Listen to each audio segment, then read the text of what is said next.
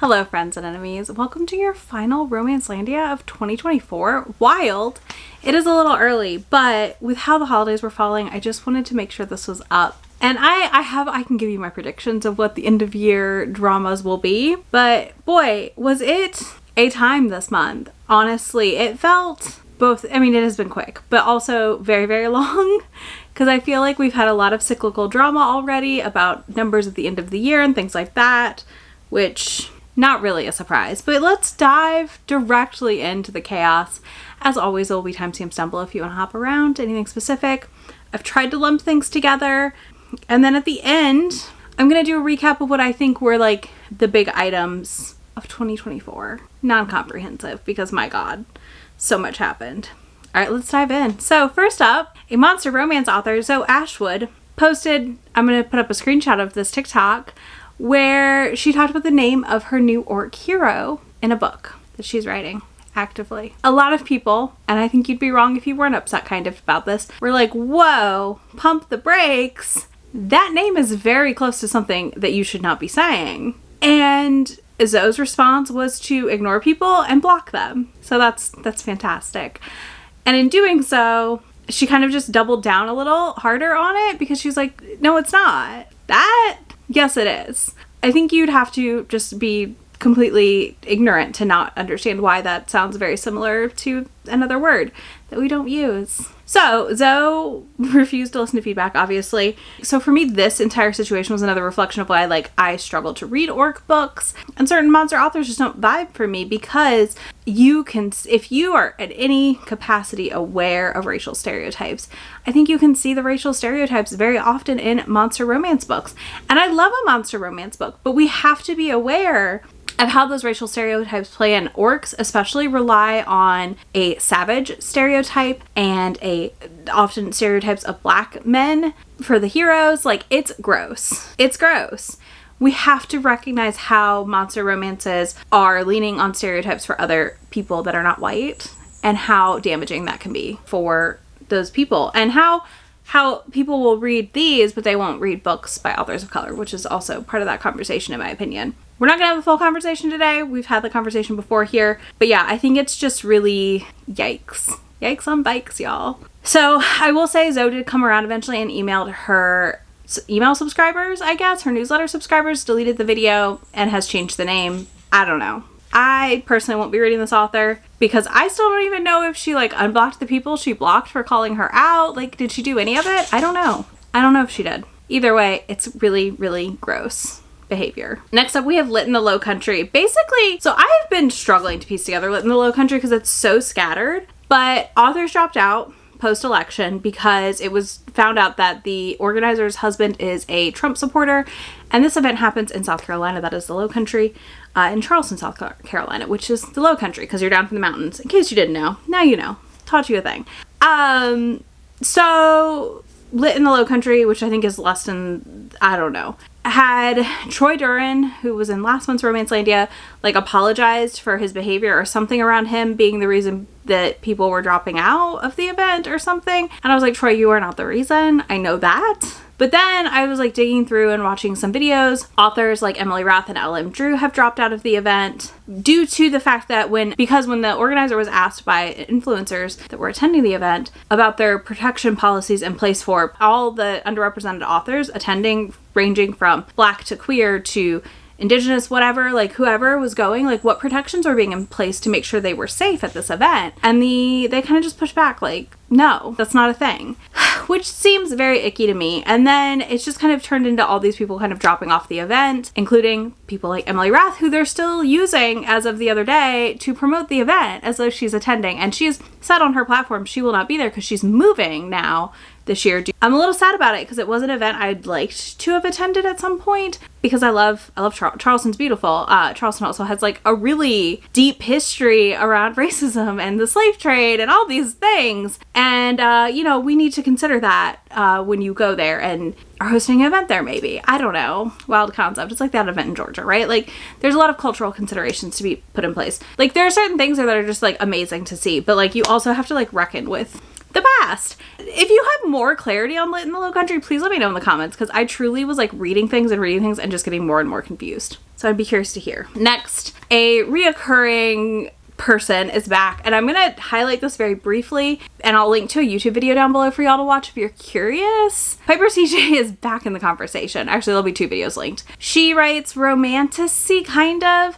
and basically went on TikTok and was like crying because her new book didn't sell enough and her agent was gonna drop her, which seems suspicious to me. In my opinion, I think there's cycles to when things happen with this author and things getting drummed up. Now, that's my opinion. I don't know. I might be wrong, but I'm not going to deep dive this one because she is notorious for bullying and stuff, and I do not have the patience to deal with it or to deal with her trolls. So if you want more info, I'm going to link to some stuff down below for you. All right, let's do the BookTok roundup. There are 3 big things on BookTok right now. First things first, there was a creator on BookTok who just decided to sit down and post that books need more essay representation. Everybody deserves to see themselves in books besides the Nazis. Nazis don't deserve to see themselves in in positive lights at the very least. So, sure. But when you say just books, there's a problem here. I think this one was reflective of some of the demographic that reads exclusively white women written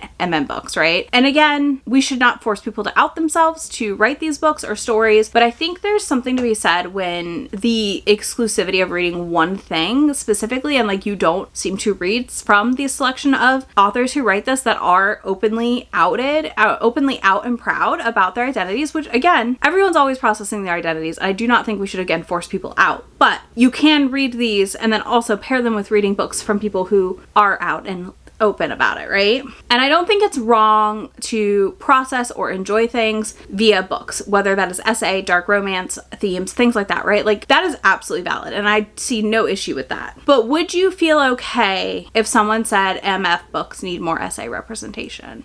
And that was just like your identity, right? Like you didn't identify as queer or gay or whatever. Probably not. And that's where the issue comes in here. Because I think when you flip the coin, or if you flipped it the other way, like you would be mad about it as a reader. And I just think there's ways to communicate wanting more of something in books without also generally feeling like you're harming a community. And on the whole, there's a great TikTok I'm going to link to down below where a gay reader goes through some of the issues with this and the damage with that theme. And like, again, I think it's totally fair and valid to process things via books, no matter what kind of books, and to find comfort in reading about people who go through really traumatic things and then still find a HEA at the end. That is absolutely valid. But I think, again, how and why you say the thing says a lot. And this was just one of those things that I was taken so back. This felt very old book Twitter to me to have as a conversation. So that was fascinating to say the least. Next, we have people crashing out on TikTok because of the potential looming ban. If you are watching this and you are a TikToker and you want to move to YouTube, my DMs are open. I'm happy to talk to you about stuff. I'm not that big of a channel, but I also feel like I could, I'm happy to help give you guidelines and guidance on how I do things. What I use, I have paid for cameras, but I don't pay like for an editing software or any of that. Like I have tips, tricks if you want them. People on TikTok are just like losing their minds, I feel like right now, and posting really shitty hot takes also just because they're like, whatever, the app's gonna go away, who cares? Which is fine. But that led to possibly what has become one of my favorite things I have witnessed recently on TikTok. And I just cackled. So this reader, Stephanie, posted while driving in her car, because of course, looking at the road, but I'm still just gonna say like, WTF, right? A like 5-minute video, it's long, of her ranting about trigger warnings. So she's ranting about trigger warnings and then being at the front of the book because she doesn't need them and they spoil the story for her. And how dare people who need them want them at the front of the book? They should be at the back of the book, because when she flips a couple pages and she reads them accidentally, she sees them. It's too hard to skip them. Y'all, what half the time when I read on my Kindle, it doesn't even open to the trigger warnings page unless the author knows how to set it that way. It's not that hard to, like, if you're reading a physical book, open to the middle-ish and then flip a couple pages back to get to the thing, or look at the table of contents and then flip to the page number you need. Like, that's not hard. The first full page of text is usually not trigger warnings. The first full page of text is usually the book, like chapter 1 of the prologue. What? My God, y'all. But anyways, this was a fantastic roast to watch occur in real time. I just got people stitching her, and y'all, I was rolling. I was dying laughing. I could not believe how ridiculous her takes were, and the fact that like she's like responding to people roasting her like, you obviously don't understand, blah blah blah. And I was just like, no, like you have zero empathy. You only care about yourself. Ability to like think, maybe if I just flip a little further ahead than I think I need to, and then flip back. And her example, of course, with Butcher and Blackbird, which the trigger warnings on Butcher and Blackbird are hilarious. Like they're very they're written very like with just comedy in mind, right? And they're a good time to read. But if you don't want them, go forward. I'm indifferent. Like my triggers are very specific and often are not listed for things, but that's okay. But yeah, basically like it's your responsibility if you have trigger warnings to research a book, and not the author's responsibility to note any and every nuance possible that could upset someone. And I just gotta say, Stephanie, you can go kick rocks, because this is just the most ridiculous take I've ever heard. Because my God, she was so mad that people suggest she skip pages, because she will still read something she doesn't want to read and get spoiled. Fascinating. And I do want to note, there is a Rolling Stones article about BookTok's problem with Trump, or the Trump problem with BookTok, something like that. And I feel like the Stephanie lady's post just like plays right into that. Like she 100% gives that energy. People confirmed elsewhere in comments that apparently she did vote for him. I'm not sure. I didn't do my research because I don't care enough to follow her or to engage with her content in any capacity besides getting a giant laugh out of it. Also, she was very upset that people were like, why are you filming and driving? I don't think your insurance company would like that very much. And I was like, anyways, good times. The other BookTok note I have is apparently BookTok and Bookstagram are beefing, and I've still not fully pieced this together, because I feel like this is what I feel like is happening. Some Bookstagrammers are very serious, very like hard on the nuance of like sarcasm. And I feel like BookTokers generally, a lot of them are just goofy and silly and don't care. So they tend to be a little more sarcastic, a little more just silly, goofy time. And like Bookstagrammers are like, thank God, we'll get rid of these as seen on TikTok stickers, this and that. Bookstagram will be relevant, babes. I got bad news for you. I think it'll go back to BookTube before it goes back to Bookstagram. That's just my hot take, and that's fine. You know, we'll see. We'll see what happens. Maybe you're right. Maybe it'll be Bookstagram, as seen on Bookstagram, but I really don't think it will. I think it'll be BookTube or something like that on a sticker versus Bookstagram. But yeah, they're beefing, and I think it's the funniest thing ever also, because what? Y'all, we read books. Let's just go read the books. Seriously. All right, let's talk about the small bits before we talk about the recap of like what I think were kind of the highlights of 2024. Harlequin Afterglow is releasing a monster romance from Desiree M. Nicoli, which I really liked what I've read from her so far, and I'm really excited to see this. It is digital only for now. Brandon Sanderson defended Romantasy and told fantasy readers to be nicer. So I thought that was really cool. I don't know. I don't know if I'll ever pick up a Brandon Sanderson book. I've always said I wouldn't, but maybe I will one day. I'm not sure. I just thought this was really funny that he was like, quit being elitist and gatekeepers. Costco is no longer going to be carrying books, so that big book table is going away in the new year, it looks like. Rugged Blood by Ashley Bennett got picked up by Berkeley, and I'm happy and sad all at once about this because I've been dying to read this book. It is set in Alaska. She comes to Alaska and meets this like rugged Charlie Swan looking guy, and he's like a vampire. And I'm just like, yes, I need this. Quicksilver got picked up for an adaptation by Netflix. We'll see if this happens or not. And last but not least, Blood and Ash by Jennifer L. Armentrout, my mortal enemy. Not really, kind of. This book is my nemesis more than the author. I don't know Jennifer enough to have her as an enemy. But it was picked up by Amazon. It timed out and it's now gone to Sony. So we'll see what happens. Okay, let's talk 2024 highlights. I'm going to give you a brief prediction of what I think the last of this month is going to be, because it's already happened and it's already started. So here we go. 2024 highlights. And I do want y'all to tell me yours in the comments. These are in no particular order, but here we go. Tracy Wolf's lawsuit. I think that was fascinating. We still haven't heard more. I'm hoping we hear more in 2025. Freydis Moon. Can y'all believe that happened? First of all, in 2024, like Freydis Moon being outed as basically being a white lady who is pretending to be Indigenous and Latinx. What? Fascinating. She's also still going. Like, she's not like pulled away from the internet. She's still writing. She's still masquerading, I guess. The TikTok crash out over the book ban, over the potential ban, has been peak content for me. People are just losing their minds. And it's kind of hit BookTok a little bit. And like I said, I feel like people are posting their really shitty hot takes now for attention. Colby Wilkins. That whole thing was wild. Multiple audiobook narrators got into trouble this year. Readers Take Denver happened. That shit show. Y'all. Wow. Readers Take Denver was this year. The absolute nightmare that was that event. It Ends With Us came out, and we had a lot of controversy around Justin Baldoni's like relationship with Colleen and Blake Lively and all this stuff, and perhaps, you know, boycott lines were crossed, picket lines were crossed.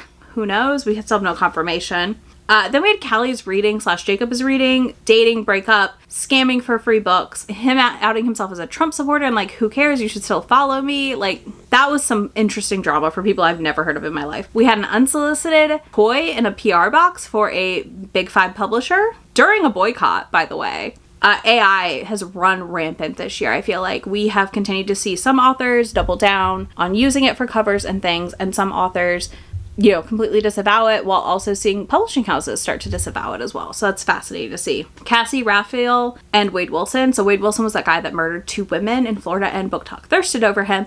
And then this author used him to promote things and was like, y'all don't understand. I'm not wrong. And like, no, you are wrong. Like, you're super wrong here. And what on earth is wrong with you? We had multiple Raylo fic writers outed as being crappy, including Lana Ferguson and then Rosamund Hodges or something. There was like a YA one as well. 2024 was a year of fanfic. Fanfic hit in a mainstream way that was really interesting. People were reading fics for things they weren't fans of.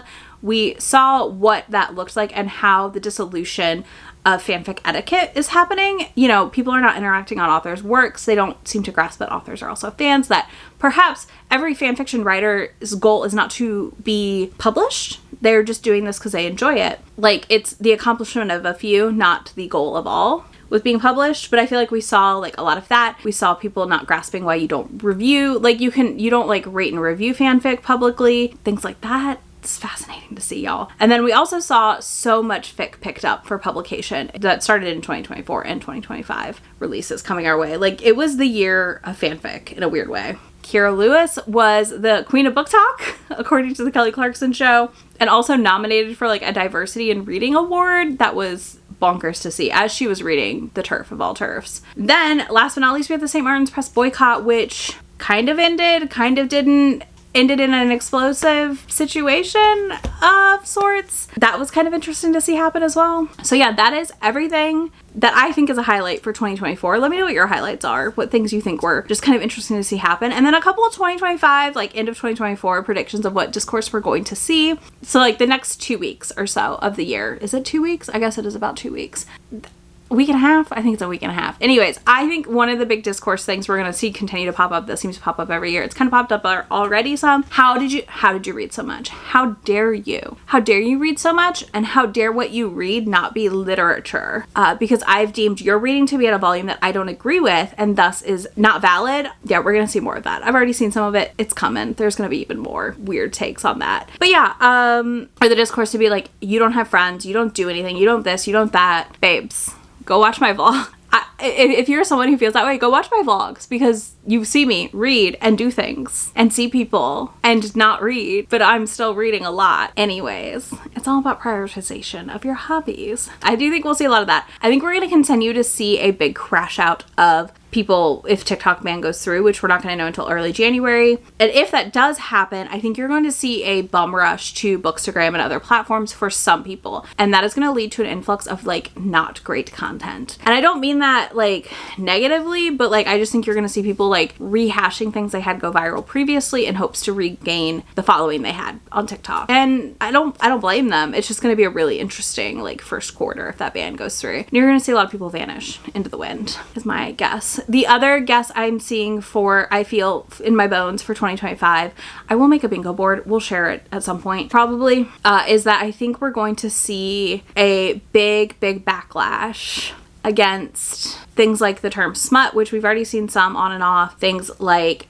you know, not saying what a thing is, but also people feeling they have to use coded language due to the new administration. I think we're going to see a lot of that. I also think the discussion of book banning is going to continue, obviously, and I think the discussion is going to move more and more into people being like, well, it's not banned if I can just go buy it. And like, that's not how that'll end up working at the end of the day. Anyways, those are my like light predictions for 2025 / the end of the year. And then yeah, we'll see what happens. I will be back. Always, I'll have links to everything I can link to down below for you. And if you ever want early access to this and access to Project 25 and 2025, you can join as a Romancelandia supporter or higher, and you get access to all that. good stuff next year. So you can do that down below if you'd like. And if you don't do that, no big deal. I'll have y'all give me like a present related emoji, because we're coming up on Christmas and Hanukkah, down below. And if you don't want to do that, yeah, so leave me a Christmas present type emoji situation down below, because it is approaching. Otherwise, there will be links to my friend anywhere on the internet that I am, and I will catch y'all in just a few days. Bye. Already packing, come with me. I'm not really asking. We'll get away to a place where we don't know. About to see the world in action, what we can be. Life with no distractions. We'll get away. This is what we